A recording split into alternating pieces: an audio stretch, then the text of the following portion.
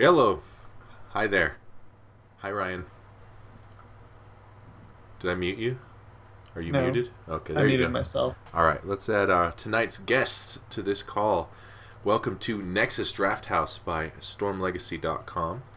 I am Sahara Drac. My name is, Danny also. And this is my co-host, Lord of Ascension, a.k.a. Sheriff Sweetie Pie.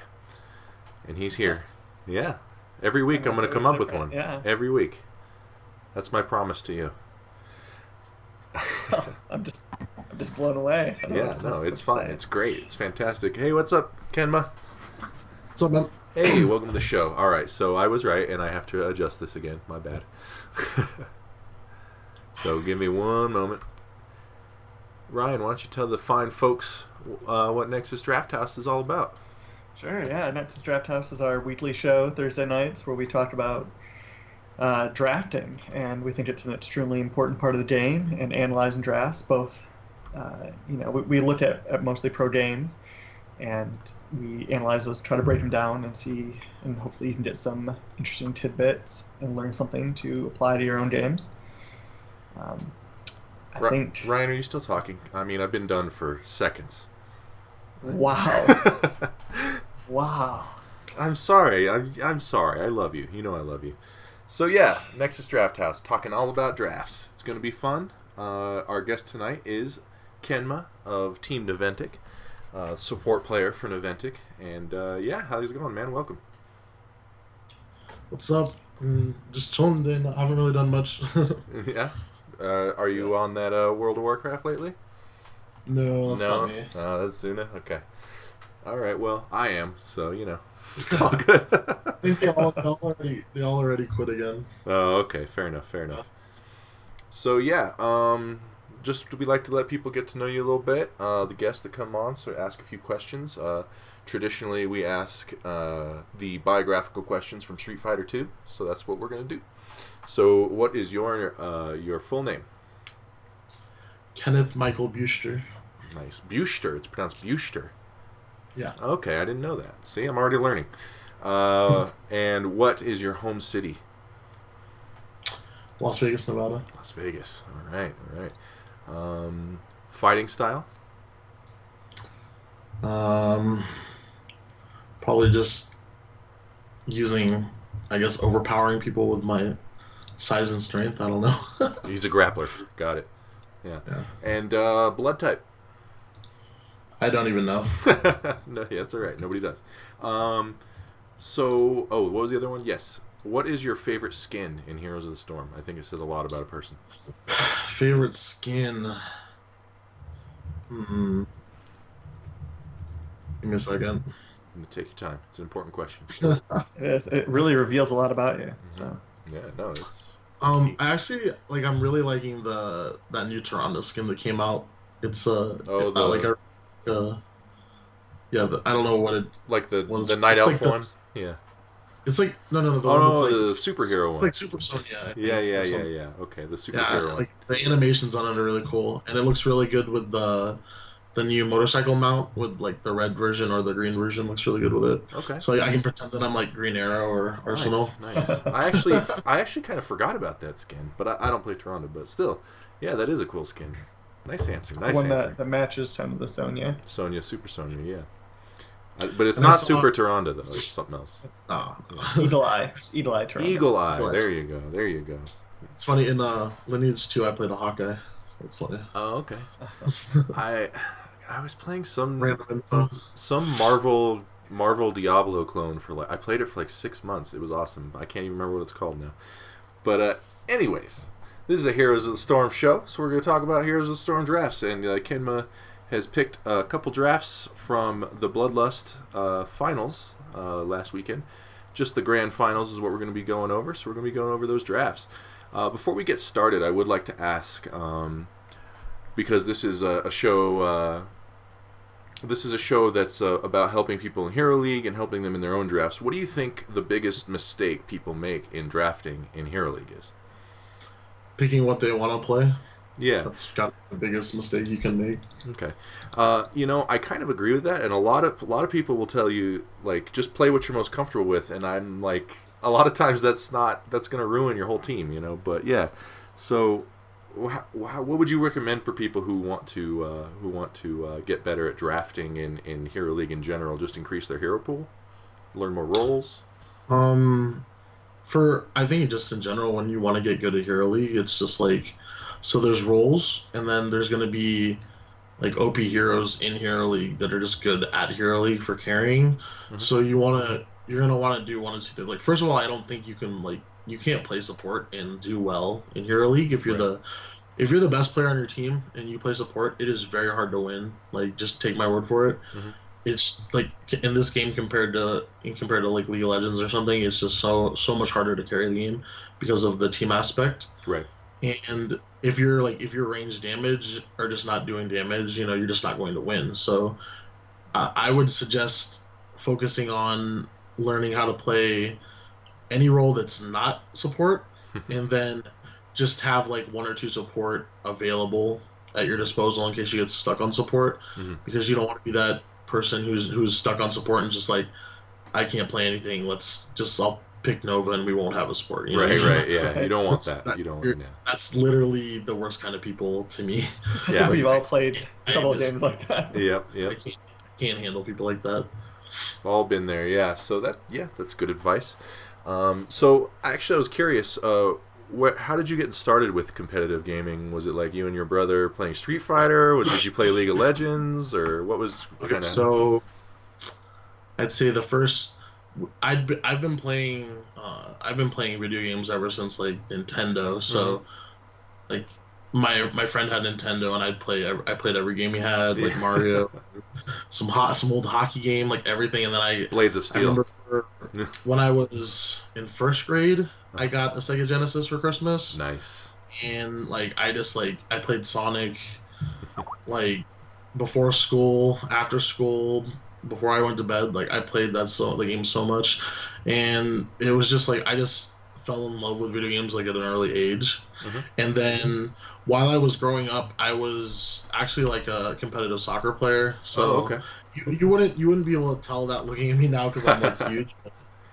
Back then I played competitive soccer, and like I traveled a lot, and this was like during my middle before like 10 to 14 age, Hmm. and I still played video games during that time, but it wasn't like it was more of just like something to do to relax. I was too focused on sports, so like I couldn't really like worry about that. It was just a hobby to me. Hmm. And then so life like life led me back into video games kind of like when so just like so we had some family problems, and then so Hmm. we ended up moving to Las Vegas with Hmm. just me, my brothers, and my mom. And then I just quit playing sports, and I finished high school, and I finished high school early when I was 16. Okay. And then I tried college out for a while, and I just didn't know what I wanted to do. Hmm. So it wasn't doing anything for me. So I was just playing like I had been playing I played Counter Strike for a while, and then I didn't really like it because there's so much hacking back then, Hmm. and like the internet was nowhere near as good as it is now. Right. So like, back then it was like really hard to play on the internet, and then Yeah. I fell in love with Warcraft 3. Like I love that game so much. It's still my like Warcraft 3 Frozen Throne is my favorite game Yeah. like ever. So like I played that religiously for like a long time, and then I was rank 1 and 2 on the U.S. West So two that versus was two ladder. you. That was you. Okay. Wow. Because Two versus two, two mind versus you. two. Okay. I didn't play solo. Okay. I've never been into solo games. It's never been my cup of tea. But Right. I was rank 1 and 2 for like a good year on U.S. West Lordaeron, Hmm. and it was just like it was so just that game was just so fun to me. Like watching the Chinese players and watching all the like the crazy stuff that they could do and Hmm. like with the micro and stuff. Oh yeah. And so that just since there wasn't really any money in two versus two, Right. like a lot of the teams like even the American players that got picked up for 2v2, like I think that you still had to play like solo or something, but like it wasn't like easy to make money as It wasn't a 2v2 ready player. yet. Yeah. Yeah. Right, So yeah. It wasn't there. so what I ended up doing was like that's when Dota started getting bigger, and I tried out Dota. Like I thought it was really fun first, when it started, but I didn't really get too into it. And then Dota All Stars came out, and then that's when I got like really into it, and like I played that competitively for a few years, and I was the captain of Czech 6. We won Cal Invite Season 2. Like we did a lot of fun stuff in that game, and then I made another big mistake, and I felt like the game was dying, and because like I was making like for being exactly, like honestly quitting Dota and not playing Dota 2 is probably like my biggest regret. Yeah, but anyway, who could predict that though? Like, I see players like Fear that I used to like beat all the time. Yeah, and he's making millions. He's a millionaire. Like, yeah. Yeah, sucks, but I mean that's life. Yeah. So it's crazy. So with Dota, like I thought it was coming to an end, and I wasn't like back then. There was very little money in the scene. Like it was very little, at least for the U.S. scene. Like there was more in China and Europe, but like the U.S. scene was very little. Like we'd play in the like ESL and stuff back then, and like the prize pool was like $1,000 for the whole tournament or something. Right. And we'd be playing against, we'd play against EU teams and like have to play on like like high ping like every other game. Yeah. So it was like really rough back then, like trying to make it as a pro gamer. Like I thought we were well off just because I had like Steel Series and all this stuff. I thought I was cool, and it was so early on. Like people don't understand how bad it was back then. So it's crazy because your story actually is that's my story. Like I played basketball in high school, and then I went to college, and it really wasn't for me. And then Warcraft came out, and me and my buddy Winter were like top 30 US West Loader on 2v2. And then I got really into Dota, and then I got really into StarCraft, and wow, that's just crazy. Yeah, so like StarCraft 2 was like a huge letdown for me too, because like I figured they were gonna make it more like StarCraft 1, but like I was like hoping for years that it was just gonna have heroes like Warcraft 3. And then when it didn't have heroes, like I tried the game, and like I was pretty good at it, because like I only played it 2v2 obviously, because I don't do solo, but like I was pretty good at it. I got pretty high ranked right away, but like after a few weeks I didn't feel any love for the game, so I just quit. Like I couldn't. Fair enough. It just wasn't like fun for me to like just making infinite units and like just trying to out expand people and stuff. Like not having that like engagement with a hero. Yeah. And like the power of a hero, like I just didn't like that, so it wasn't for me. Yeah. And that's all right. I mean, you're talking to two major StarCraft guys here who got it, but that's all right, man. You're entitled to that. I love watching StarCraft. It's just it wasn't for me to play it. It wasn't for me. Yeah. So how'd you go from there to Heroes? Okay, so I don't remember exactly when StarCraft came out, but StarCraft 2010. In the MOBA timeline from when I was playing, I played. So I quit Dota, and then a few years later, like Dota 2 was announced. Like I think like 2 years later or something, and I had been playing WoW this whole time, just like selling gold, and I don't know if I should be saying that, but you'll be fine. Selling gold, running people on speed runs for mounts and stuff, just making cash, just doing WoW stuff. Like I was literally making, like I made about 2G a month just playing WoW. That's awesome. Like selling gold and stuff. So I mean, it's not a lot of money, but I was doing. I mean, it wasn't that much extra work for me, because I enjoyed playing WoW with my friends. Right. So that's how me and Zuna made a living for like that entire 2 years, just playing WoW. And then so they announced Dota 2. I know so many people, but I could not. For the life of me, I could not get an invite to the beta. So really? Me and Zuna tried. Yeah. Me and Zuna tried very hard to get an invite to the Dota 2 beta, and it just never happened. So Zuna started playing. Zuna played League of Legends a little bit, and he just it was just like I saw what it looked like, and I thought it was stupid. Yeah. and then so we're just like, hey, Han's coming out. Like Han looks okay. Let's try that out, because it's like it's supposed to be just a new Dota, So I was like, okay. So I tried that out for a while, and like me and Zuna like formed a team and we got pretty high ranked up real quick. Like we took like top 8 in their first world tournament, and we had only played the game for less than a month. But like this is when Chu and his team were the rank 1 team back then. Right.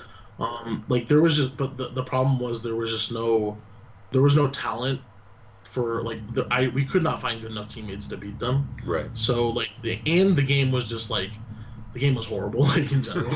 I played a lot of Han. Yeah. Yeah, like I played it until like I think like Flint Eastwood was the last release when I quit. Okay. Which is like it's kind of like the Dwarven Sniper. Yeah, yeah. And so what apparently happened was Dota like filed a copyright claim, so they could not steal any more Dota heroes. Right. And once they had to make original heroes, the game died. Yep. Like that's pretty much what happened. Yep. So and in the first place, there was not very much money in that game anyway. Mm-hmm. So it was just like, yeah, this like we wasted about a month or like maybe almost 2 months playing this game and nothing. Like we only got like a few grand out of it. It wasn't really like a good investment, but Right. let's find what do we want to do next, and then that's when we were just like, okay, let's try to get a Dota 2 beta key again. And we'd been searching for months now, and we could not, no matter what. That's crazy. Yeah, we couldn't get an invite to Dota 2. So the next thing we turned to was League of Legends, and then like people in League of Legends like that. This is when like CLG was unbeatable, and TSM was like I don't know if do you follow League at all? Do you know these teams? Not anymore. I used to play a lot. Okay, And follow CLG and TSM are like the 2 most popular teams, and in the beginning they were like CLG was literally like unbeatable, like no one could even touch them. Yep. So Zuna actually knew Big Fat, who was one of the players on CLG. Mm-hmm. He played WoW with him actually. So we got to hook up. We got to talk to them and learn the game from like get an insider aspect, and then so we eventually made our team in League, and we did very well. But once again, like with our teammates, we could only achieve probably, I think we were on a team called It's Gosu Esports, and we could only achieve probably I think top 6. Like that was the best that we could do at the time, even though like I felt that like as players like me and Zuna were very very strong. Yeah. We could like Obviously. It was just it's a team game, so like we could only get top 6, and after that we switched and we tried to like we stayed for that team for a while. We were making like really shitty money, just like winning Go for Lulz like $100 every weekend. Like it was really bad. Yeah. So we swapped after that, and then we tried to make another team with like the best players that we could find that were available. So we did very well. Like we did very well in scrims and stuff, and then like when it came to tournaments, like our mid laner, I'd actually been mid lane and I swapped to support. So we had a new mid laner, and he was a really good player, but like when it came to like real games for real money, he would just not perform. And so like that team eventually died out too, and then that's when I took a break from League.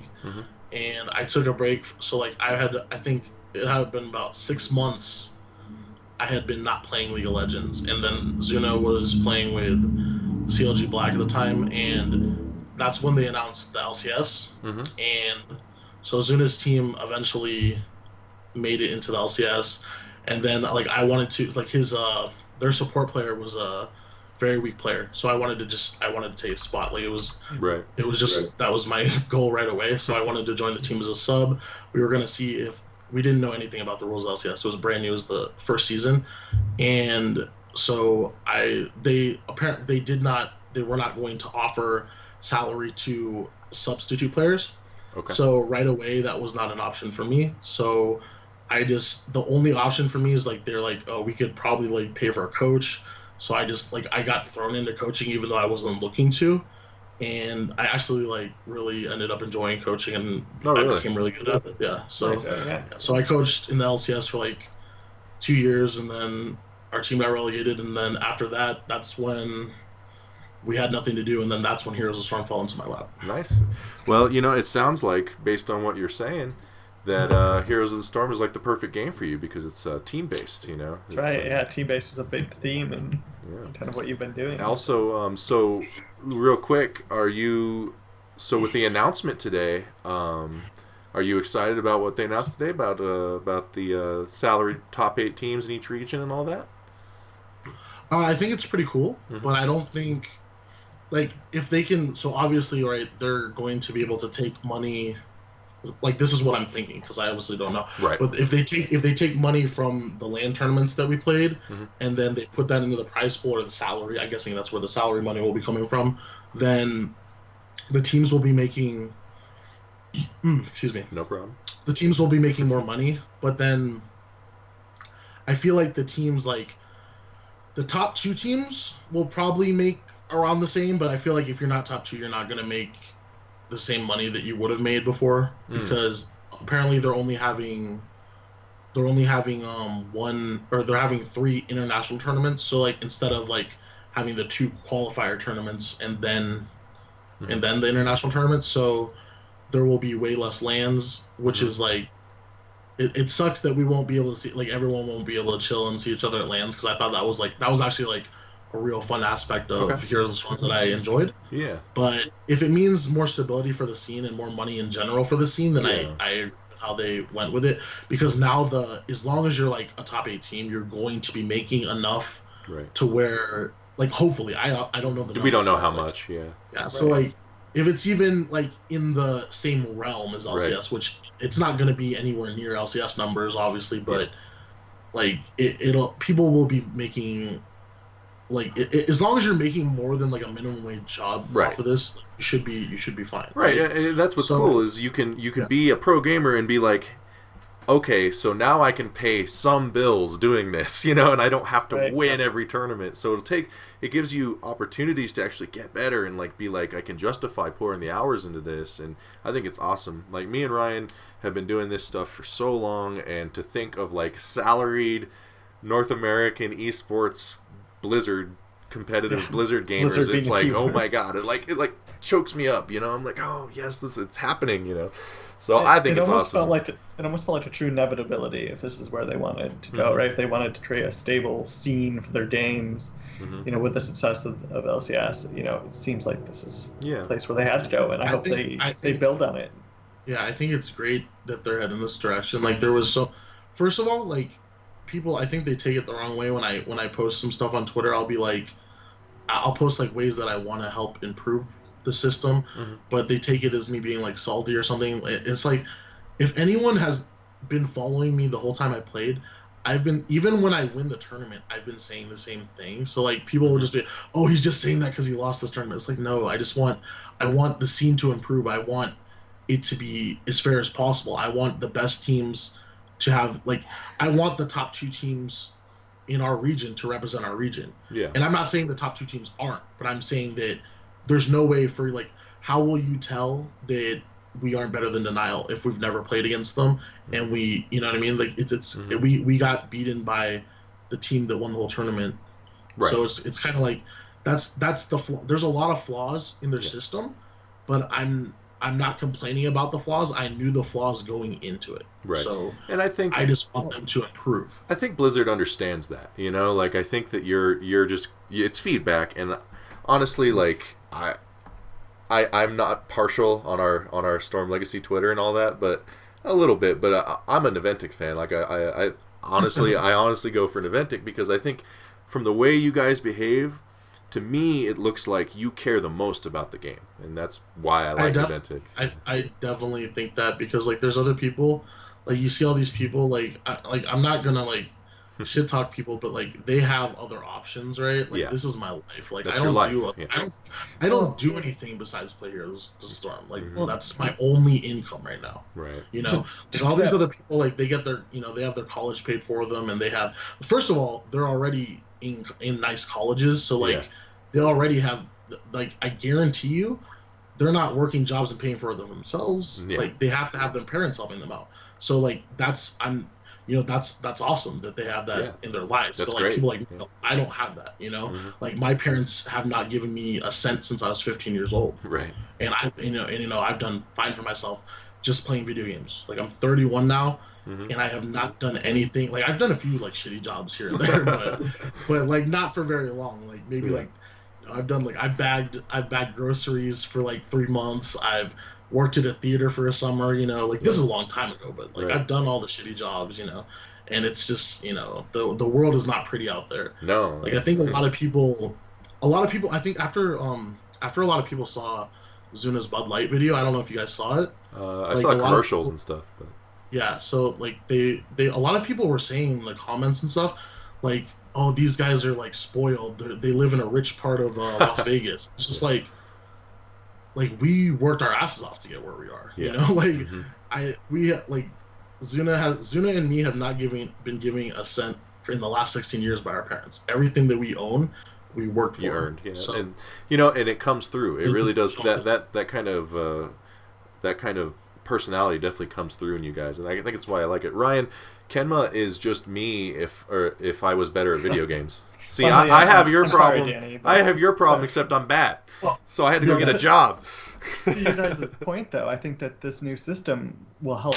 The stability in the scene will help tell the stories like that, right? I mean, I think one of the things that's been lacking, and they've been trying to do a better job with it, is building the stories in the scene, the rivalries, making something that people want to watch that isn't just the game being played. So I think there's a huge opportunity here. All right, well, that was awesome. Thank you. That took a while, and that's okay, because that's the kind of stuff I really want to hear on here, like when I'm talking to the players. So thank you. But we should get to these drafts. So the first game of the grand finals between Gale Force Esports and Naventic was on Cursed Hollow, and looks like you guys had the first ban, and you first ban Abathur. Before we get into the Abathur ban, what sort of things do you prioritize on Cursed Hollow? So on Cursed Hollow, let's see.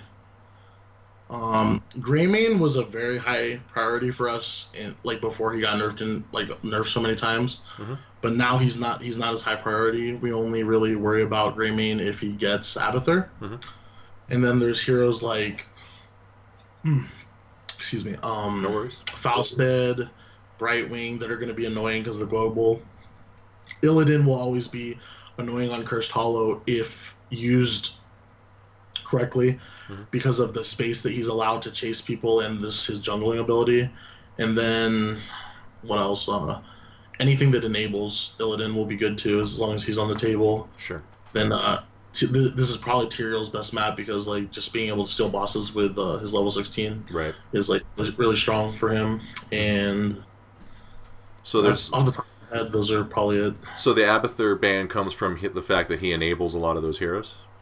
Is that... Yeah, so Abathur is just one of those heroes on Cursed Hollow where you can be playing the game perfectly and just make one mistake and lose. Right. So it's in putting that in so when I draft against any team, right, it's first off, what are we good at playing, what's good on the map, and then what do they rely on. Mm-hmm. And then I know, we don't like playing against Abathur in general, right. And they have run Abathur almost every game that it was given to them on this map. Sure. So we just felt like taking that away because we didn't want to deal with it. So that was scouting of the other team on your part caused that ban. Yeah. Okay.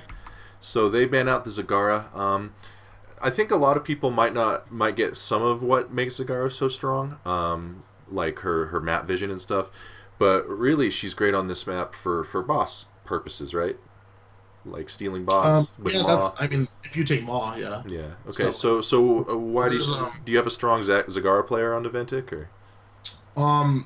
Jason was our very good Zagara player, but at the moment we don't have a strong Zagara player because Biggie and Zuna don't play it. So Zuna's switched back to range and Jason's playing tank now. So Biggie's gonna have to just invest some games into Zagara. Luckily. Sure. Zagara's been nerfed and he's not as high priority anymore, right. So that's good for us. Yeah. So was this ban really about the split push potential? In the last patch. Global? So this is obviously not the PTR patch. This is the last patch where I think Zagara was Zagara's going to be a threat on every single map because of how dominant she is, in lane and just with having if you leave her alone with Infest on this map, you could even if you get a curse, you could fall behind half a level. It's really silly. Yeah, so hopefully with the next patch we won't have to worry about that so much. We can see some more. But she's still pretty bad, but it's a lot more dealable with. Yeah, at least she can't kill you too as easily. I think I'm brain farting. I'm pretty sure she was nerfed for this game already. Oh, was she? Yeah, I think so. Her damage nerf? Okay, I don't remember. You might be right. She was already nerfed. So that just proves how annoying she is that they ban her when she's nerfed. Still a problem. Yeah. Right. Okay. All right. So you guys first pick Li Ming. Not the first pick on every map is going to be Li Ming. What makes you guys go for Li Ming here? So for this map, it serves as two purposes. One, we have very good Li Ming players on our team, and she's just really great at this map at stopping the tribute. And just like her WQ poke is just really good, and she's also just one of the best heroes in the game. So, and then on the other side, Crowan is very good at Li Ming and Tracer. So like if we know his entire, like, I think Crowan's entire hero pool at the moment going to these games is Li Ming and Tracer he's very good on those two heroes, and then he's okay at Vala and Zagara. So like we want to, so our goal going into this game is like we want to force him on, so they banned Zagara, so we want to force him on Vala or something. And if he's going to play Tracer, he's going to play it into a comp that is really good against Tracer. That's how we're planning this right now. So you're isolating Crowan's hero pool. Now one hero he did play in Bloodlust that I actually thought was really, he did a great job, was Ariel. He had a pretty solid. I mean, you're a support main, so maybe you saw more than I did, but I thought he did a pretty good job on Ariel. So he didn't play Ariel when we played against them. Right, not against you. Yeah. Yeah. So I didn't notice it. Yeah. Okay. Yeah, he did a good job actually. So they first picked the Muradin Tychus. Now, when you see this Tychus picked earlier, are like Cho'Gall warning flags going off in your head, or what do you think when you see an early Tychus pick like that? No, it had nothing to do with Cho'Gall. So I'll tell you what, going into this game, I don't remember how many games, but Zuna had already been playing Tychus this series or this tournament, and I think we've already beat their Muradin with Tychus 2 times. Okay. And Tychus is he's the best hero in the game at killing Muradin. Like that's literally, he's just really good at chunking him down fast. Like his D talent, with the bigger they are, like it just chunks Muradin like 50% HP instantly if you have, if he's in the wrong position. So them taking Tychus is 100% a denial that they don't want us to play it against their Muradin. So you're both playing those mind games. I like that. So they want Muradin to work because Muradin's so good, so badly that they take the Tychus. Okay, gotcha. And Muradin's obviously like the most powerful and most powerful tank in the game, in my opinion. So that it's not surprising me that they value it so highly. Yeah. And I think it's also Beacon's strongest hero, so it's a double win for them to take it early. Okay, gotcha. All right, so you guys pick up the Ariel Brightwing double support, early double support. Why don't you tell us about that right there? So, right now we're thinking, like what I'm thinking is what can they run, and looking at their comp right now, they are going to want.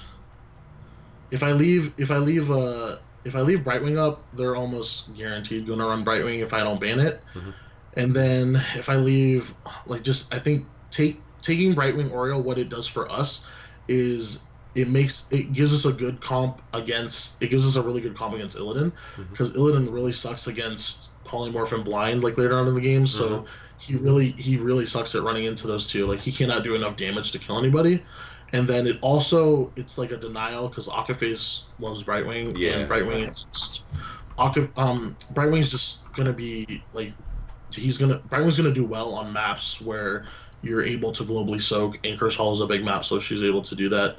Or I don't even know if Brightwing's a girl, but Brightwing's able to do it's that. A girl, yeah. Okay. And then like Oriole, I just think Oriole's busted. Like I think she's just too overtuned at the moment. I think that Oriole heals too much on a too low of a cooldown with the talent. When you pair her, even without the talent. Oh wow, okay. That talent at level 7 needs to get removed. 100%. With Oriole, just it's too much. It's just too much what she does. She does too much of it, I think. So she has a stun. The stun can slow. She has a blind. She has an AoE heal that heals more than Uther Q. Right. And then the cooldown's like nothing. So as long as if you're dueling with Oriole and you keep on doing damage, Like her amount of healing is just like it's off the charts. It's insane. She has a molten block, an ice block that damages everybody. Yeah, and then she doesn't even need cleanse because she has ice block. So she's a Swiss Army knife. She's got it all. That ult would be like, even if it did no damage, it would be that she'd be fine. Like honestly, like it's pretty.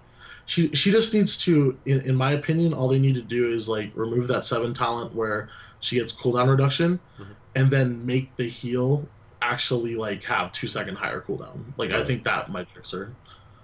So I could see that. So right here, you've picked up these heroes, and now you're going into the next ban phase. If you could have your choice of your next 2 heroes, who are you tentatively looking at right now? Without them banning or taking them? Just neutrally, yeah. Like, what are you hoping for? What would you like to round this out with?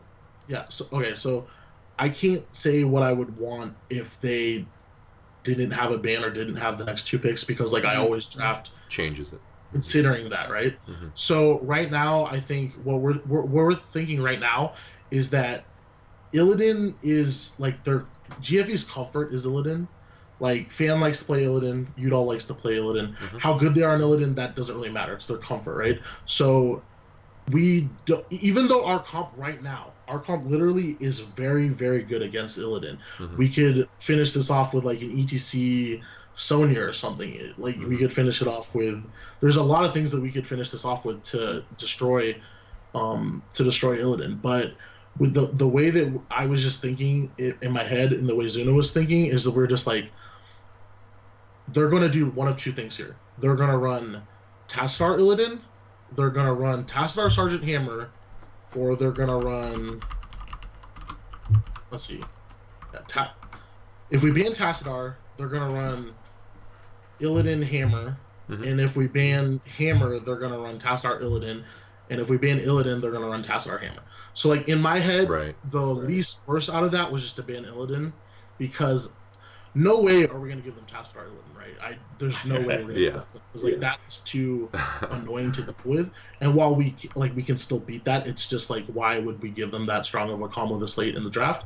So we just decided to get rid of Illidan. And then we know that if they run Tassadar Hammer, they're going to be running a triple range line, and we should be able to just get onto their back line and kill people, or just kill Mirrodin because he's going to be up alone by himself. So, and we also know that they're not going to. Another thing that we take into factor in these games, right, is the reason that we don't pick Falstad very early, even though we have a very good Falstad player, is because we know that GFE does not play Falstad well. So they do not have anyone on their team right now. Rafflecopter was their Falstad player, and he's not on the team anymore. Right. So we've taken that into account, and we don't care if they pick Falstad, right? So on top of that, Falstad was nerfed in the last patch as well. So those are 2 big factors of why we did not pick Falstad early. And so right now we decided on the Illidan ban. They banned out Thrall. They banned Thrall, then you banned Illidan. Okay. Yeah. So them banning. There we go. Okay. So them banning Thrall is just because Tomster has been playing Thrall like really, really well this tournament, and they didn't want to deal with that. That's literally the entirety of that. Fair enough.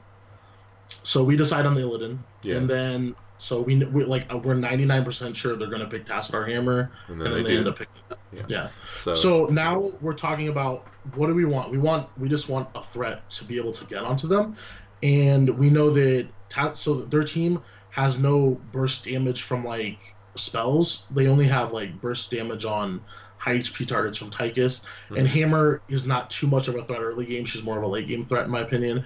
So their damage is very lacking early game, and they should not be able to kill anybody with our double support.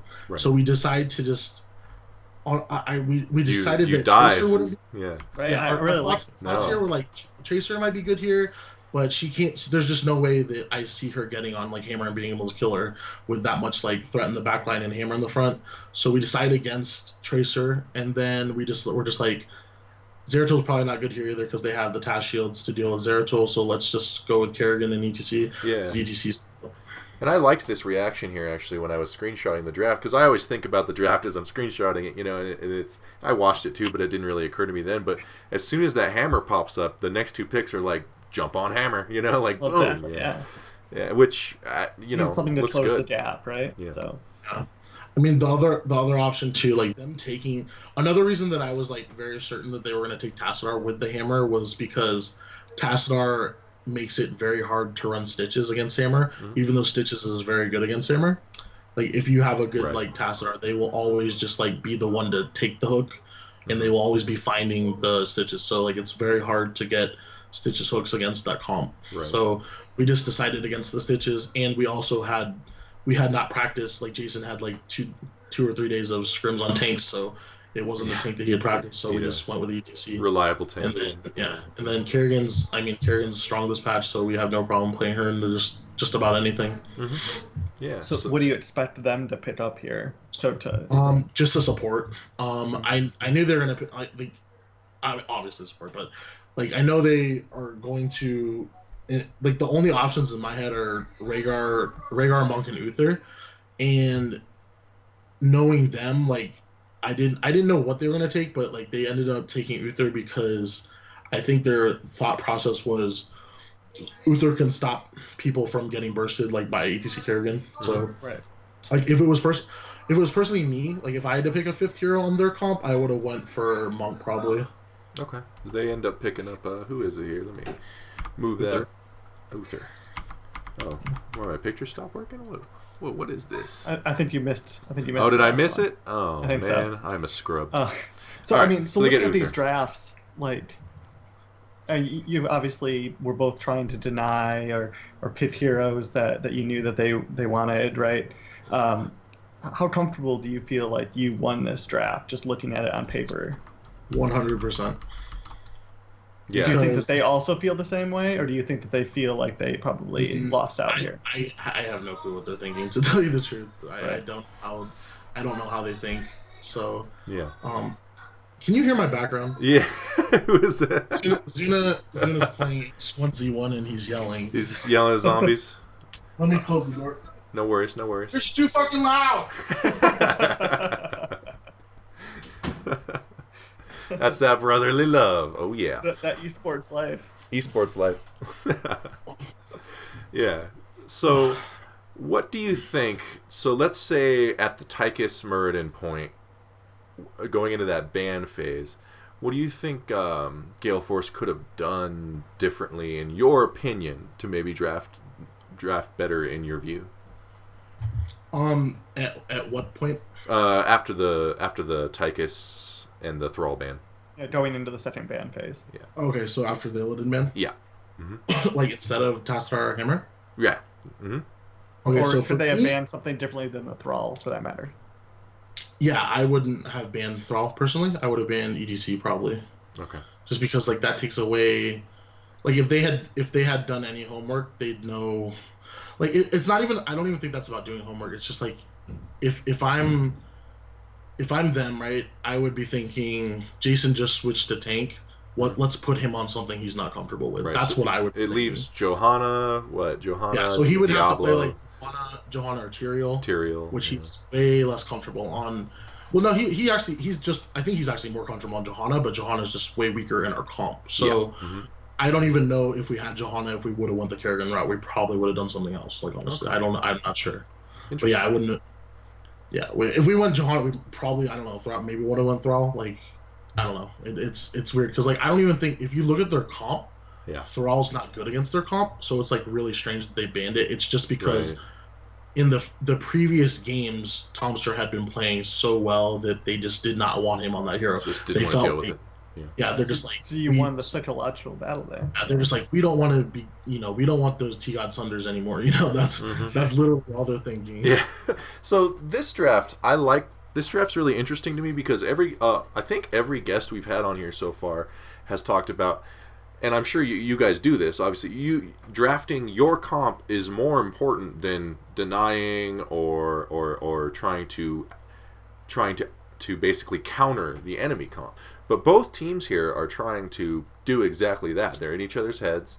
And you have to realize as well that I believe this is like what number game is this? This is, let's Chris Hollow that. This was I think this was our third game against them in the tournament. Mm-hmm. Yeah, you played a series earlier. So, like, yeah. You have to remember that this is we've already been playing each other for a few games, so like this is the meta that's evolved after those 2 games already. Right. So like it's going to be the draft's going to be a little bit different than how it would have been if we were just like scrimming each other. Mm-hmm. Okay, so you guys ended up taking this one, first game here. Let me delete my sweet Uther impromptu filler, and then get the next game. So next game is just the next game in the series, Game 2, Bloodlust Grand Finals, and it's on the Tomb of the Spider Queen.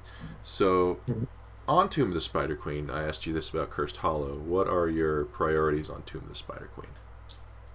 Zagara and Zul probably would be like the high priority for us. Mm-hmm. I think it's Zagara for everyone, and then in NA at least, because like a lot of teams in Korea and China, they have their own metas, so it's like hard to see what they prioritize. But like for right now in NA meta, Zagara is very, very highly rated on this map, and then Zul for us, I think it's just that we run Zul so much better than like every other team that like I was actually like super surprised that they ended up giving us Zul. So like especially when Fan was on our team before, so like I'm surprised that he would like even like if I'm in Fan's shoes, I'd be like, just don't give them Zul, like just don't give them Zul. That's what I would be saying personally. Yeah. Interesting. So you are the blue team here. They don't have your team names on this stream. So I think they forgot. So they first banned the Thrall. Like first ban Thrall. That's how worried they are about this Thrall. So like once again, they don't want to they don't want Top Star on his hot hero that he's been playing really well on the tournament, and Thrall's just it's a good pick against Zagara. So.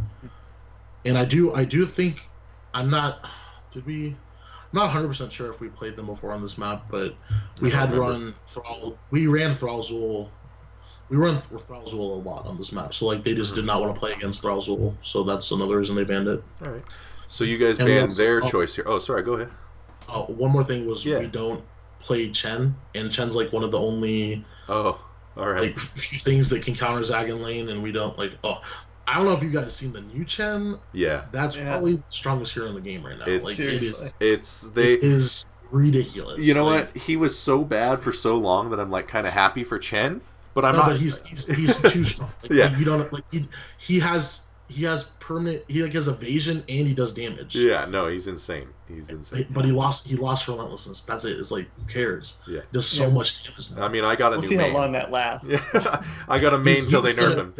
Chen will be 100% nerfed before BlizzCon, guaranteed. Definitely. Like someone was telling me that his Earth Fire Elemental thing is bugged right now and it does too much damage, and I think that's true because like in scrims, that shit was like one-shotting people. So like I'm pretty sure it's bugged right now. Oh man, I guess I'm waiting to do my Hero League placements another week or two. Right? I don't want to deal with that. We were scrimming on PTR. So yeah, I know, but next week it'll be hopefully fixed, but we'll see. So yeah. Otherwise, you heard it here first. Meta #1 Chen. Chen's coming, boys. Chen Malf is busted in the. Oh, Malfurion's so good now. Those 0.75 second that quell flame. Roots. Oh baby, so good. You literally have 3 Qs on people. Like what? Yeah, it's awesome. What are they thinking? I don't know. I think they just really wanted to buff the guys who have been bad for a long time, and they overdid it a little. I think they're just like probably their thought process was like, let's just overtune them, and then like we'll get them in place before BlizzCon. That's probably what they're thinking. Yeah, probably. I don't know. It's easier to adjust down a little bit than it is to buff to the exact right level, right? Like so. What's funny is like as OP as they made Malfs like heal now. They just like gave him the level 7 for free now, and like they less mana and less cooldown. I think like his innervate is actually what makes him more broken. Like 50% cooldown reduction on like a 20-second cooldown with the level 1 talent is ridiculous on heroes. Like it's ridiculous. Yeah, I'm excited to play Gul'dan with that guy for sure. Oh, I haven't even thought about that. That's probably the Fell Flame. Yeah, stupid. Yeah, that's probably beyond stupid. Like Oriole Mouth. Cho'Gall or something. Yeah. Oh my goodness. Oh, that's gross. I don't even. Ugh. So let's do it. yeah, let's do it after this. Anyways, you banned their kind of hot hero, I guess, or the hero that they've been going to a lot here with the first ban, Murden. And they did find some success with Murden throughout the day. So, and he's just great still. So is there anything else there? So the way that we were looking at the draft, we knew they were gonna first pick Zagara, and then we just figured let's take out Mirrodin because we just don't want. First of all, we just don't want them. We don't want B-Kid on his favorite hero. I don't know if it's favorite hero, but I think it's his best hero. Mm-hmm. As an opponent, I feel like it's his best hero. Mm-hmm. So I don't want him on Mirrodin. And this way we'll be able to take ETC and they won't have a stun hero. Because no one plays Diablo, obviously. so that's just my thought process right there. And it was spur of the moment. I was just like, they've been picking Mirrodin every game, let's just take it away from them this game. Yeah, makes sense. Another one more thing is like another thing like going into this thing. I know that B-Kid prefers Leoric a lot more than Johanna, and that's one thing I took into perspective as well because like later on in the draft you'll see why. Okay. All right. So you guys end up first picking here, and you do end up with the Zagara. So that's makes a lot of sense. Just because Zagara is really good on these maps. So yeah, kind of self-explanatory. And then you guys pick up the Zul ETC. So that's, I mean, you were talking about Zul already, and him rotating lanes on this map, in the East. Why the early ETC though? It was just we wanted a comfort pick for Jason, and we just wanted to have just being able to have that threat of like being able to kill people, and just having ETC this early also enabled me to be able to think about picking Tyrande in the later on, because like if we have say that we have like Johanna, Tyrael here, or Leoric or something, they just don't mesh as well with Tyrande. So picking ETC here was like guessing that they were going to ban my medic. Like I was almost like guaranteed that I was going to have to play Tyrande. So that's why I wanted to take ETC early from them. Okay. What was it about Tyrande you were looking for specifically? Just being able. So Oriel has no cleanse, and then I knew that there was a high chance that they would run solo support, but if they were going to run double support, I knew they were going to run Brightwing. And then, first of all, Brightwing is not that good on Tomb of the Spider Queen. And then that forces them, like, if they want to take Cleanse on Brightwing, I feel like that's just a huge win for me. So, I didn't mind them doing that. Sure. I get it. Yeah, see, now when I was watching this draft, I actually... What the fuck are you doing? Brother's fucking taking my Yeezys, man. Jesus. Dude, just beat him up. It's easy. Easy. What was I talking about? Oh, Zul. So when I was watching this draft, I thought the first pick ETC was like kind of weird. Like obviously he's never going to be bad, but like I was like, I wonder why so early. But that makes sense actually. So yeah, cool. That's why you're winning the tournaments and I'm hosting the show. So yeah, you guys pick up the Leoric Ariel. And yeah. So the Leoric, is that to deny B-Kid? Oh, I'm sorry. My bad. They don't have the labels on there. So you were talking about B-Kid on Leoric. Okay. Yeah. And he prefers Leoric. All right. Yeah. So they went with the Leo pick early because they didn't want us to ban. They wanted to take it before we could ban it. So that's I'm guessing that's their thought process. I think a lot of teams in their situation right here probably would have went for like a Oriel Lunara type draft, which would be, in my opinion, that's it's pretty scary. But our draft would have looked different if they went that route. I don't know what we would have drafted because I didn't have time to think about it, but we would have had to play something else. We couldn't. I wouldn't have run this exact comp into that if that was Lunara. Right. So. Okay. So yeah, Leoric kind of an interesting, more unique pick, I guess. I mean, a lot of people play Leoric, but you don't see him prioritized except for by a few people like Caffeine and B-Kids. So yeah, I think those are the only two that play him. Like, prioritize them. Which is cool. I love that. I love that there are heroes that certain players can perform with. You know, that's good. That's good balance. So, yeah. I think it's 100% has to do with like those players have a disdain for Johanna. Right. Well, she is. I mean, she's just so passive. You know. Like, it's like even if Leoric has some carry capability with like Entombs and like late game with Spectral Leech, Johanna's just always that like, I'm here. I don't really do much, but I'm here. You know, that's Johanna's role. So that's I think that's why those players tend to like stray away from Johanna. Yeah. They like to feel like probably like they can partake more in like the carry aspect of the team.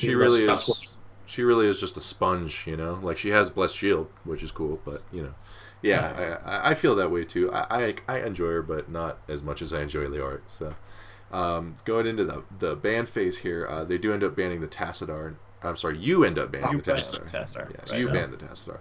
So why the Tassadar ban here? They don't. Are you worried about that Illidan pick again, or? So, I figured right here that they're going to. In my head, I was like, they want to run Tassadar Hammer or Tassadar Vala. That's what I'm thinking in my head, right? Because they ran a similar comp early in the tournament, so that's what I'm taking my basis off of, and just knowing what they like to play. So I think for some reason they don't like running Lunara with Oriole, so like that's a plus for us because I think Lunara is like it's a great combo. Just a pain in the ass to deal with Oriole. So we decided to go with a task ban, and like as soon as I banned the task ban, I told my team like they're just gonna pick Brightwing Vala. Like they can't play anything else. That's all they're gonna run. That's like I after they picked Brightwing, I typed in chat like because they had just to kind of mind game them. They had 35 seconds left. I was like, can you guys just pick Vala so we can play? They had been picking Vala, the new Vala, a lot. Yeah. And you know, she seems solid, but yeah, that's. I mean, she's kind of similar in that aspect with Lunara. As to where she does enough damage where Oriole has perma heals, but it's not as good in my opinion, but it's still like similar. So now we go into their second ban, and you'd already mentioned earlier that you expect it to be medic, and you've already started to plan for that. Is there anything else that you were thinking they might ban that could have thrown a wrench in your plans, or did it not really matter at this point? I can't lose if they give me medic in this game, so I know 100% they're going to be. Okay. Yeah. That's my thought process. Okay. I've never I don't remember ever losing on this map with Medic Zul, like ever. Like it's really hard to for us. Who else would you if they did give you the medic? Who would you pick up with the medic? If they gave us medic, it would depend what they banned it, honestly. Okay. All right. So they do end up banning Morales there for obviously the reasons you listed with Zul and whatnot. And you guys, so going into this, what's your thought process like? So I'm already like fairly certain that I'm going to be running Toronto this game. So we're just thinking like what range we're thinking. Do we want 2 ranged damage dealers, and if we do, what do we want as our ranged damage dealers?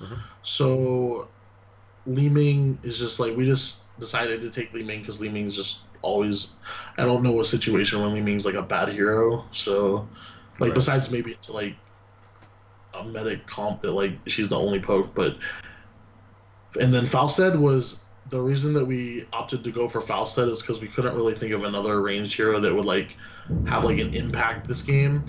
Tygus didn't really do anything against their comp, like they would just heal his damage, and Leoric doesn't have a super high H pool to begin with. Right. And they have 4 range, so I don't think Tygus is I don't think he excels against 4 range.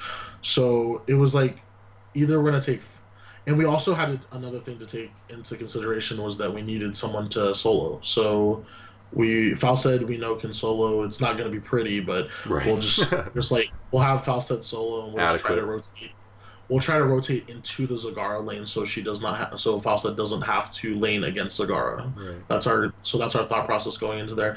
And then also anyone gets caught with Entomb, bam, Gust. Anyone gets Crystal Aegis on their team that we're blowing up, bam, Gust, kill them after the Aegis. There's a lot of reasons to pick Falstead into their comp, in my opinion. So did you consider anything else aside from the double range here?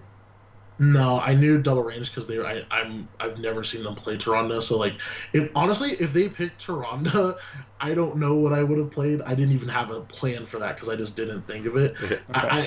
Okay. I'll just say I don't think Tyrande's like not good with their comp at all. It wouldn't make any sense. But like, I don't know what I would have played if they took that. I would have had to think about something else to play. But yeah, it would have been the game would have been a little bit weirder. Yeah, for sure. for sure. So we had a question in the chat actually. Bake Boy asked, could you have picked Tassadar in that spot rather than banning him?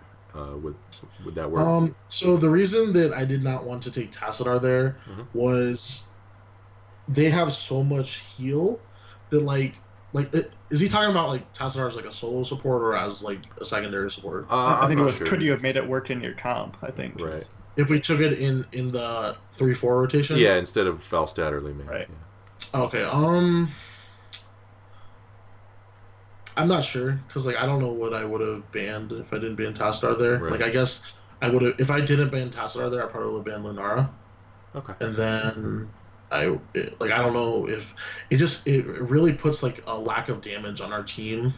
Like if we have Tassadar against that, and like Tassadar doesn't really do a good job at like stopping people from just killing. Like say that Zul gets entombed, right? Like he's not. What is Tassadar gonna do to stop Zul getting killed? Like a gust will completely shut that down. Like Tassadar shields are much better when the Tassadar enables something, or if you're just like fighting in a sustained fight, or if you need his sight, whatever. Like you need to. I feel like the only plus that we would have got from Tassadar this game was the wave clear, and we weren't too worried about wave clear because we had Zul, so it wasn't like high priority on our list, and we had already known. Not only have I not practiced, like I don't really like running Zul, or I don't like if it was like ETC Zul Task Tyrande X, like I'm not really too confident running that comp personally, so it's not something that I would want to do unless like maybe it's decent, but I'd have to practice it more. So I don't know. So you're just better off not dealing with it. Yeah. Okay. Did you consider it all here? I mean, obviously they're going to pick up some more range damage, probably either Vala, or did you think Titus might be a problem, Indy or ETC, or? No, because they don't have any setup for Tychus. Like Tychus is only good. He has to stand there. When he can just melt something. Like that's why you see a lot of ETC Tychus, is because you'll see a lot of ETC Tychus against Mirrodin, because anytime Mirrodin steps up, he just gets D'd while ETC slings him, and then ETC can W his jump, so like he just gets chunked like really hard. Like I think that's the main reason you see a lot of Tychus with ETC against Mirrodin. But this game I was 100% sure they're not going to pick Tychus because it's not good against our comp, and like Tychus won't really do anything against Soul either. So that's good. I thought for sure it's going to be Vala, and if it wasn't Vala, it would have been Lunara. So that's like the. So that's actually good advice for people who wanting to draft in Hero League. If you see like a double tank comp or something, and you want to play Tychus to fight it, it's not necessarily a good thing, because Tychus has to stand there and be able to take the time to actually burn a tank. So if your comp doesn't have like good CC or like a force wall, or a stun and a what's it called, face melt, you might not want to pick it up. And there might be better options, Leoric Kerosene or something. So they do pick up Brightwing and Vala. They had been playing Vala a lot this tournament. So, and Akaface loves Brightwing. So all makes sense. Solo tank Leoric, very interesting. And so Dan, did you feel 100% confident in the draft here? I mean, it kind of went exactly according to your plan. I was very confident in the draft.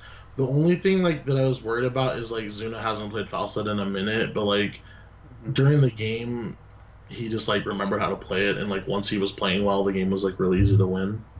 Like early game, he like there's one point in the game where Zuna literally like so I missed an easy kill on Leoric because like my stun was a little bit late, and that has to do with me I haven't practiced enough Tyrande lately, and I have not played with like this was the second game I've ever played with Jason's ETC, so like he doesn't go in like when you don't know. So when I play with an ETC, like when Zuna's playing tank, right? If I'm Tyrande, he's gonna give me like, okay, I'm about to go in, or he'll say, and I just from playing with him so many times, I know when he's going in because he sees the same thing I see. Mm-hmm. And when Jason's playing, he might like hesitate once or hesitate twice, and then like as soon as I'm just like, oh, he's not gonna go, he'll go, and then that's when I'll miss my stun. Right. You guys So, haven't like, been it's playing just, together for years and yeah, years. Yeah. it's just a synergy issue.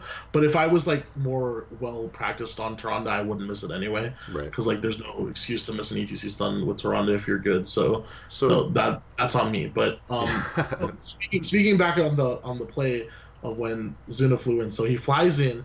And instead of flying like in a safe spot, he flies into the enemy team, like into the three of them, and then he misses his boomerang on Liark, so Liark gets away.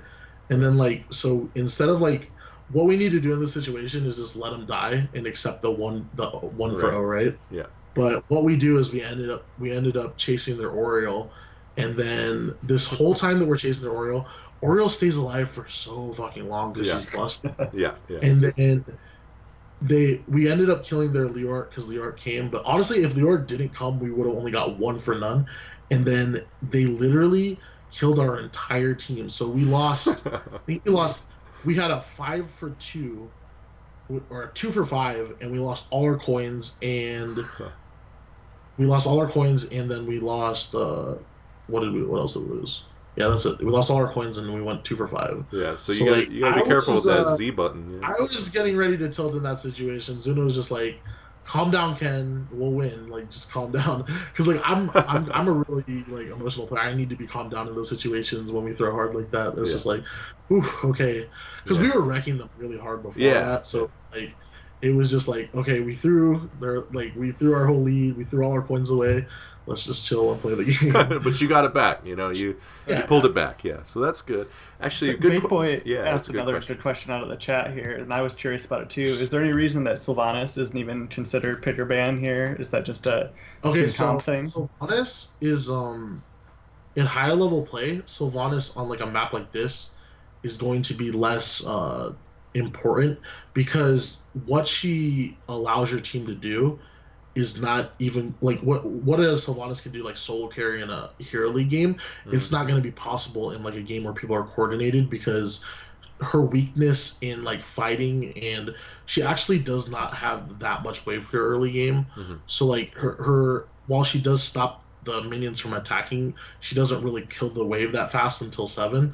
So she's not going to be able to like a lot of this game is figured out before, like on Tomb of the Spider screen especially, like pre-7 is when a lot of the early game is figured out, like who's going to get the first turn in and stuff. Right. So she wouldn't, in my opinion, she wouldn't be able to, like let's say for example that Vala was Sylvanas, right? Yeah. Sure, she'll be able to proc a decent amount of heals for Oriole, but then they won't have like the poke and the auto attack damage that Vala brings to the team. It's just going to be so less threatening from a Sylvanas that we could literally probably just do whatever we want and we'll just get the turn in for free. And then in like team fights, her ult is just like it's a lot more underwhelming than like damage wise compared to like a Vala or Lunara. So I think it's just her lack of strength of a hero in fighting is what makes her not as viable in top games like this. Right. But then there's going to be like Tomb of the Spider. So I think Sylvanas is her power, and what it will always be her power is her trait, and you cannot abuse that on Tomb of the Spider Queen because it's too small. Right. That's why like you're gonna see these good teams like in Korea. You see them, they'll run Kerrigan on Infernal Shrines, and Kerrigan almost never loses on Infernal Shrines in an A, but then you'll see like a team in Korea will just give up the shrine to Kerrigan and take a fort with Sylvanas, Yeah. It's stuff like that. They do that with they do that with Sky Temple a lot too, with Sylvanas. Yeah, exactly. Tempo was doing that on Tempestorm was doing that a lot on Sky Temple. They'll use Faustad and Sylvanas to abuse her trait and just like push wherever the enemy team isn't. They'll put her and they'll just push and get towers for free and just work up their experience lead that way and just like win the level 10 fight and then just snowball off the shrines. It's just like a really cool strat to watch, and I like watching Sylvanas use that way. No one uses her like that in an A. Like hopefully we can start doing that because we used to when Zuna played ranged. So now that he's playing ranged again, I think that's going to open up like options like that for us to do as well. Yeah, that's a cool thing that might be the future of the meta, right? Like big maps Sylvanas rather and small maps never Sylvanas, that could end up being the meta, because of those reasons as more teams pick it up, which is always fascinating to me to look at. So yeah, that's especially cool. like that Warhead Junction map is too big. Enormous. It's huge. It's huge. Yeah. Which I think it's cool that they're doing that, because I think it'll shake things up. But it's a fun map. It is fun. It's really fun. That should not be a competitive. It's so big. I played it 4 times in scrims, and I can tell you that map is not good for competitive. It's horrible. It's too long and it's too snowbally. Just the fact that you can use more than I'll just say you can use more than one nuke on the keep, or more than one nuke on the core. Right. Let's just say that. Yeah. There's so much cheese that's available on that map. It's ridiculous. You know what? I'm excited to see what teams do with it, though. Maybe. Yeah, I'm too. I like the idea of making pros kind of relearn something and change it up. Make the pros uncomfortable a little bit. That's right. Yeah. That's right. To my knowledge, though, the nukes are RNG. I think I could be completely wrong. I think they're RNG. Are they? But if they are RNG, the amount and where they spawn, I feel like that's just really bad for the game. I don't think they are. I've done it a few times and they seem to be the same, but I could be wrong. Okay. Yeah, I'm not sure. Because the thing that I've always hated about some maps, like Cursed Hollow, I love the map, but the reason why I do not like it is you can literally lose the game because of RNG on that map, and I hate that. You can literally say that I just want to give an example so people know what I'm talking about. You can be winning 2-0 on the curses, right? And then the third curse is on their side of the map, and you're both level. You're level 9.5. They're level 9.5. It spawns on their side. You cannot do anything. You cannot take the fight because it's really bad for you. Right. So okay, bam. Our whole early game lead of getting two curses is now stopped by delayed. That. Yeah. Then bam, the 4th curse. It spawned on their side again, right? Now they get another one for free because we're not gonna fight them on their side in a bad position for no reason as well. So now we go into the 5th curse and it's just it's in the middle. So we didn't even get one on our side in the last.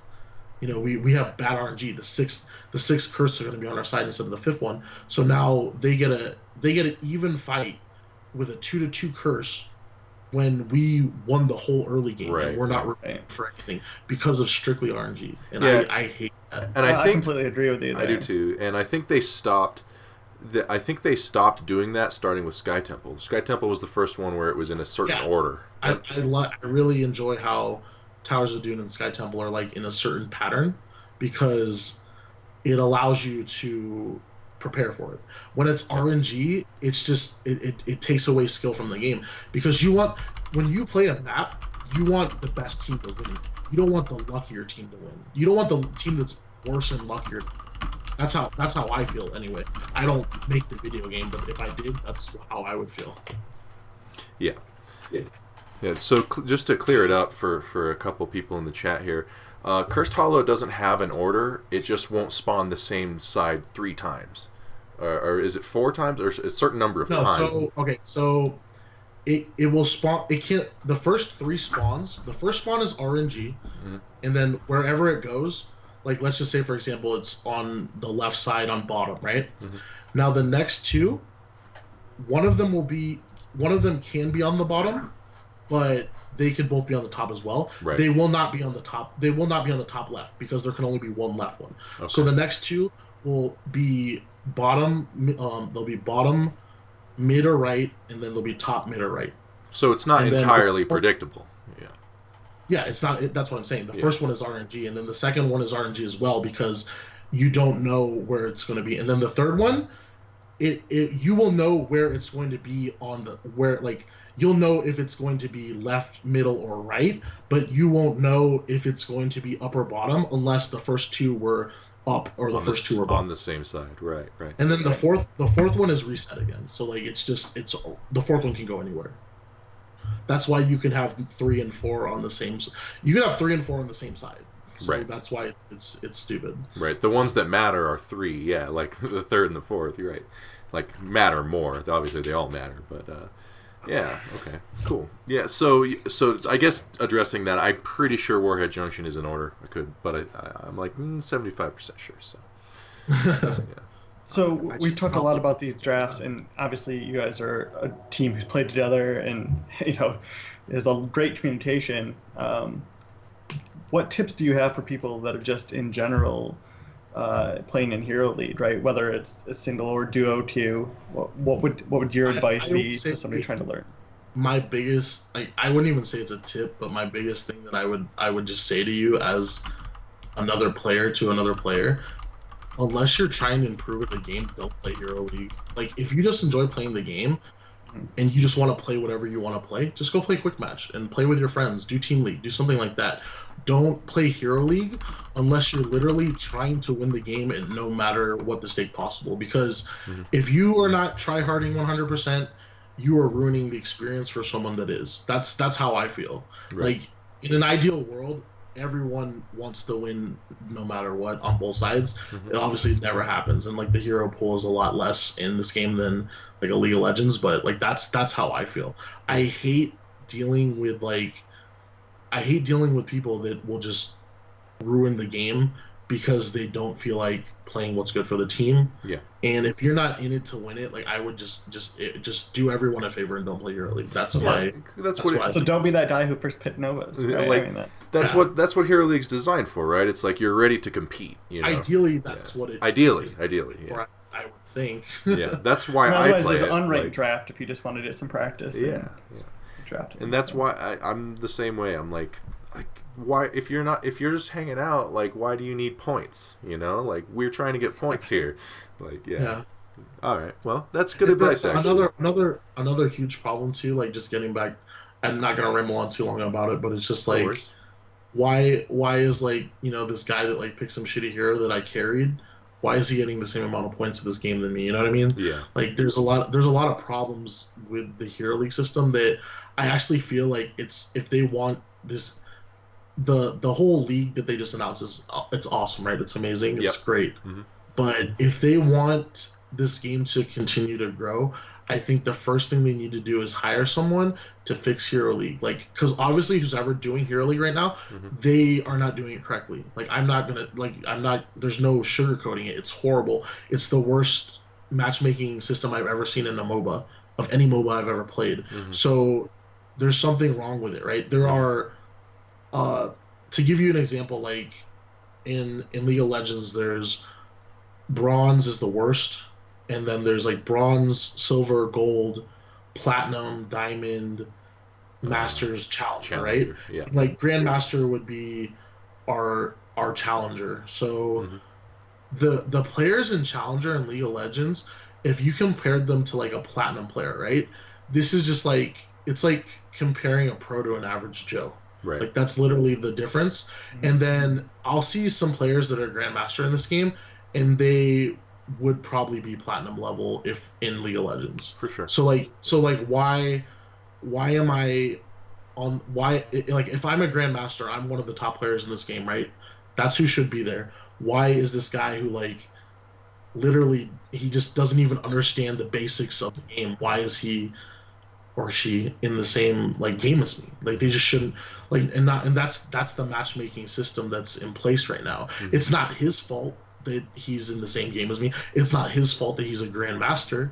He just is. So yeah, no, and I think what it is they I think they were surprised by how badly the community wanted ranked, like a better ranked mode than like the and they were like, oh, I guess we better bump this up the priority list, right? Okay, here's season 1, and like they weren't expecting to need it so badly so soon, and I definitely think I think it'll get better for sure. Personally, we'll see, I guess. It can't get worse. Caldor made a video today, pretty interesting, about incentives, like Hero League incentives, like for kind of solving that problem. It's pretty interesting watch. I mean, it doesn't directly solve it, but I think it would help. Yeah, so those are both good pieces of advice for Hero League. I definitely agree with them. So yeah, those were 2 drafts from Naventic versus Gale Force from Blood. I almost said Bloodsport because that movie's awesome, but no, it was Bloodlust. Kumite. Dude, I actually just watched the latest Kickboxer. Oh yeah. And Jean-Claude Van Damme was like the teacher in it. It's pretty fun. Oh, really? Okay, I guess I got to watch it then. It wasn't that good, but it was okay. Yeah. It was just like a fun flick to watch when you're not expecting anything. Yeah, yeah, for sure. I love those movies. Yeah.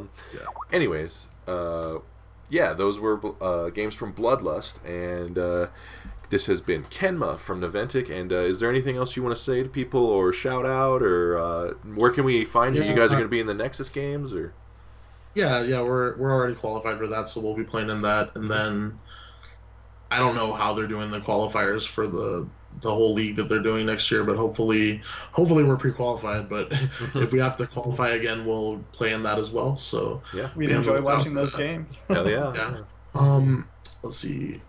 You already see my Twitter on there is NBT_Kenma. Mm-hmm. That is my Instagram as well. And then I've actually been putting out daily vlogs where I just like, if you want to know more about me, like that's the only reason you'd watch these vlogs. But I'm just like, I'm documenting my weight loss again because like it helps me. Like, Sure. it literally, I'm only doing it because it just like it helps me to do it, and it makes me like, hey, I better not cheat on this diet because like my vlogs get messed up or something. Then you'll have to tell everybody.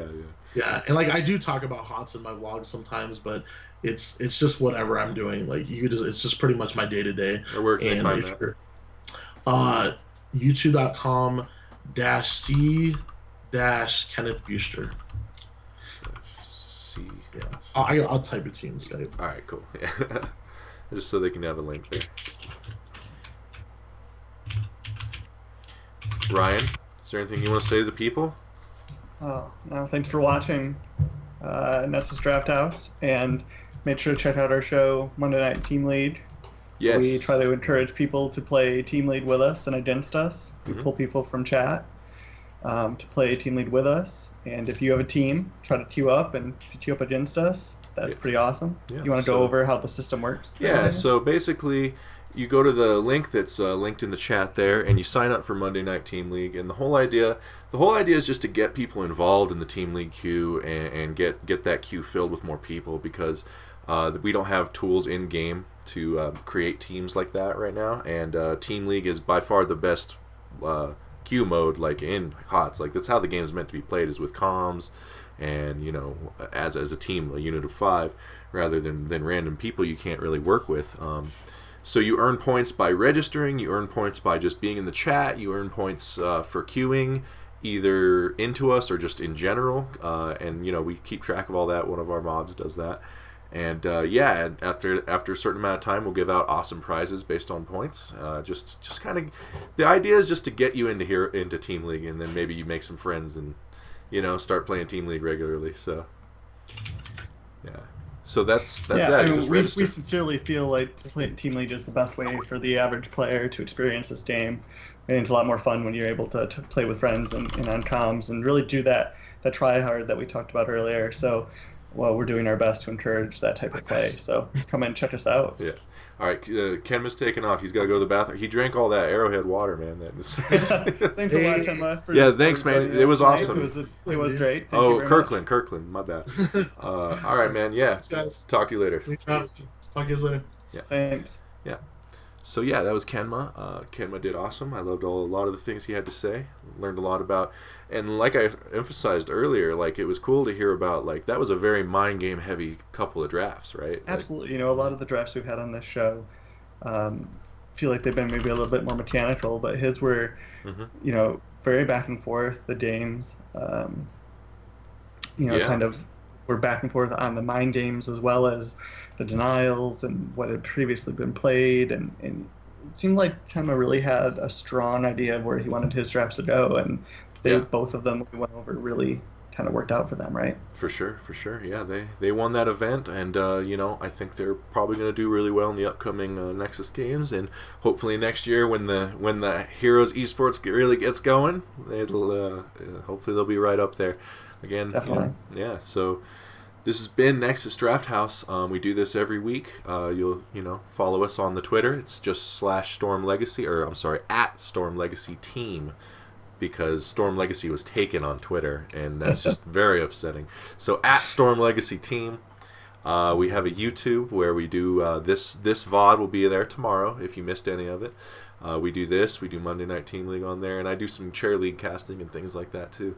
So yeah, are we gonna You play? can also now? find Danny and I playing together often. Yeah, we play a stream. lot I of- stream on this channel, like 3-4 days a week. You know, good times. You can see us try to put what we learn about in Nexus Drafthouse Yeah, see- into play in our own team league game. Here's or the our problem, tier league game. and I'll tell you the truth right now. Watching, you can use these lessons honestly in your Hero League drafts, and that's the whole goal. But man, it goes fast in Hero League. Like the timers are so short. You're just like, Well, what did he say? Yeah. It does help, Danny, when you pay attention to who is already banned. I have never missed a ban in my life. I don't know what you're talking about.